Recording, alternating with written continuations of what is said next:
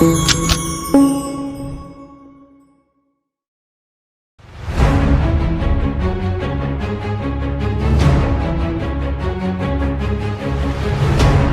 యువతి, ప్రతి యువకుడు తనలోని అంతర్గత శక్తిని గుర్తించేలా ప్రోత్సహిస్తూ, కెరియర్ పరంగా, క్యారెక్టర్ పరంగా వారి అభివృద్ధికి సహకరిస్తూ, తమ కుటుంబం పట్ల, దేశం పట్ల తమ బాధ్యత నిర్వర్తించేలా దిశానిర్దేశం చేస్తూ, యువత సమగ్ర వికాసానికి కృషి చేస్తున్న వందే మాతరం యూత్ ఫ్రెండ్ ఛానల్కి సబ్స్క్రైబ్ చేయండి.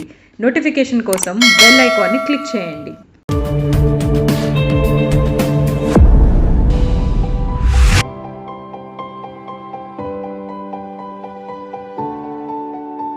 Vande Mataram young friends, the quality of your life depends on the aim of your life, said the mother. మీ జీవితపు నాణ్యత మీ జీవితపు లక్ష్యంపై ఆధారపడి ఉంటుంది అన్నారు అరవింద యోగి శిష్యురాలైన శ్రీమాత. మనం కొద్దిగా ఆలోచిస్తే ఇది ఒక గంభీరమైన బోధన అని మనం అర్థం చేసుకోవచ్చు. అంటే ఇది ఒక ప్రొఫౌండ్ టీచింగ్ అన్నమాట. ఎక్కువ మంది మనుషులు దేనికోసం జీవిస్తారు?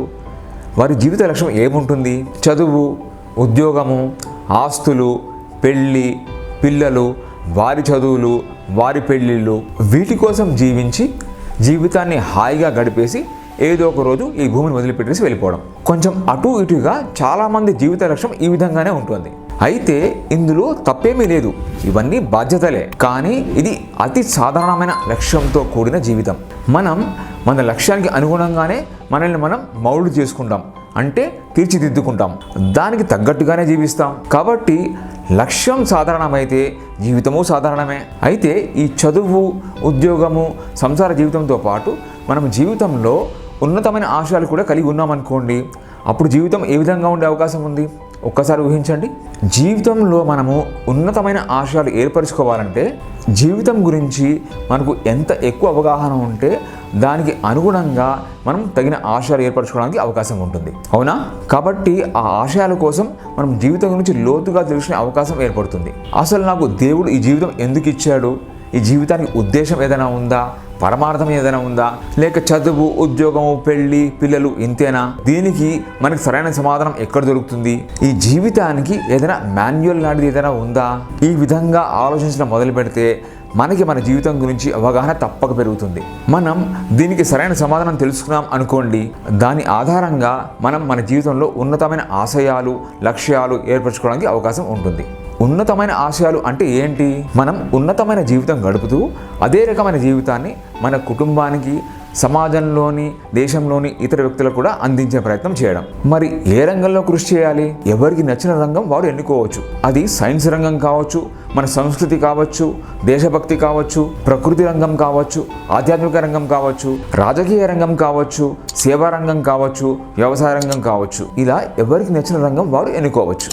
అంటే మన కెరియర్ లక్ష్యాలు, మన వ్యక్తిగత జీవిత లక్ష్యాల కోసం ప్రయత్నిస్తూనే ఈ సమాజానికి, దేశానికి కూడా ఉపయోగపడే ఉన్నతమైన ఆశయాలతో జీవించడానికి మనకి ఎప్పుడూ అవకాశం ఉంది. ఇప్పుడు ఒక కొటేషన్ చూద్దాం.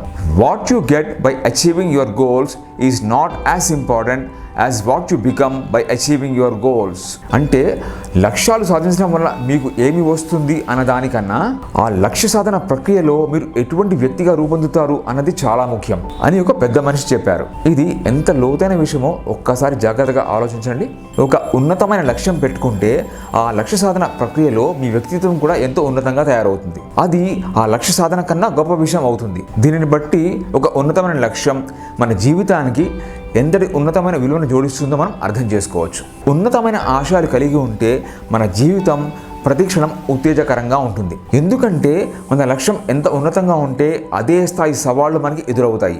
మన శక్తిని, మన సృజనాత్మకతని మనకి పూర్తి స్థాయిలో వినియోగించడానికి అవకాశం ఏర్పడుతుంది. ఇలా ఉన్నతమైన ఆశయాల కోసం చేసే ప్రతి పని మన అంతఃశక్తిని మేల్కొల్పుతుందని స్వామి వివేకానంద చెబుతారు. ఆ ఆశయాల సాధన కోసం అవసరమైన గుణాలని, అలవాట్లని, క్రమశిక్షణని మనం నిర్మించిన అవకాశం మనకు దొరుకుతుంది. దానివల్ల జీవితం మరింత అర్థవంతంగా ఉంటుంది. మన మానవ సంబంధాలు సైతం ఎంతో మెరుగుపడతాయి. ఎందుకంటే ఈ లక్ష్య సాధన ప్రక్రియలో మానవ సంబంధాలకు అతి ముఖ్యమైన ప్రేమ, సహనం వంటి గుణాలు మనలో ఎంతో మెరుగుపడతాయి. జీవితంలో కష్టాలను ధైర్యంగా ఎదుర్కొనే శక్తి మనకు పెరుగుతుంది. ఇప్పుడు మరొక కొటేషన్ చూద్దామా? Don't settle for mediocrity when you are created for greatness. నువ్వు గొప్పతనం కోసం సృష్టించబడ్డావు, సామాన్యతతో సర్దుకుపోకు. జీవితంలో మనుషులు చిన్న చిన్న విషయాల్లో ఇరుక్కుపోతారు. ముందు ఈ పని అవ్వాలి, ఈ సమస్య తీరాలి అంటారు. ఆ తర్వాత ఇంకొక పని, ఇంకొక సమస్య, ఇంకొక బాధ్యత. ఇలా ఒక చట్రంలో ఇరుక్కుపోయి జీవితంలో ఉన్నతమైన లక్ష్యాల గురించి ఆలోచించే అవకాశమే కోల్పోతారు. ఇక జీవితం సాధారణంగా గడిచిపోతుంది. అంటే ఒక మీడియాకర్ లైఫ్. కానీ మనకి మన పెద్దలు చెప్పిన విషయం ఏంటంటే, భగవంతుడు మనకి ఒక అద్భుతమైన మెదడు ఇచ్చాడు. మన బ్రెయిన్ అనేది కొన్ని వందల సూపర్ కంప్యూటర్లకు సమానం. మన సంకల్ప శక్తి, మన ఏకాగ్రత, మన మేధస్సు, మన వివేకం, మన ఆధ్యాత్మిక శక్తి, ఇవన్నీ కూడా మనం ఎంత కృషి చేస్తే అంత పెంచుకుంటూ పోవచ్చు. మరి మన జీవితంలో ఉన్నత లక్ష్యాలు లేకపోతే ఇవన్నీ వృధాయే కదా. Small goal is a big crime అన్నారు అబ్దుల్ కలాం. అంటే చిన్న లక్ష్యం పెద్ద నేరం. ఆయన అదే చెప్తున్నారు. నీ లోపల ఉన్న అనంతమైన శక్తిని ఎందుకు చిన్న లక్ష్యాలతో వృధా చేసుకుంటున్నావు? ఇక వివేకానందని కొటేషన్ ఒకటి చూద్దాం. Get up and set your shoulder to the wheel. How long is this life for? As you have come into this world, leave some mark behind. Otherwise where is the difference between you and the trees and stones? లేవండి, కరువున్ముక్కులు కండి. ఈ జీవితం ఎంతకాలం ఉంటుంది? మీరు ఈ లోకానికి వచ్చినందుకు గుర్తుగా ఏదో కొంత సాధించి వెళ్ళండి. లేకపోతే మీకు రాతి బండలకు చెట్టు చెమలకు వ్యత్యాసం ఏముంది? ఉన్నతమైన ఆశయాలు ఉన్నవారి వలన వారి జీవితంతో పాటు కొన్ని లక్షల మంది జీవితాలు ఉన్నతంగా తయారయ్యే అవకాశం ఉంది. దీనికి చరిత్రే సాక్ష్యం. మరి మీ నిర్ణయం ఏమిటి? సాధారణ జీవితమా లేక ఉన్నతమైన ఆశయాలతో కూడిన జీవితమా? వందే మాత్రం.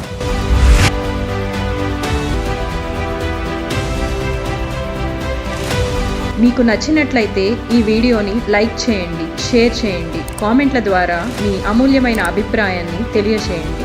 మరిన్ని వీడియోల కోసం మా ఛానల్ని సబ్స్క్రైబ్ చేయండి. నోటిఫికేషన్ కోసం బెల్ ఐకాన్ని క్లిక్ చేయండి.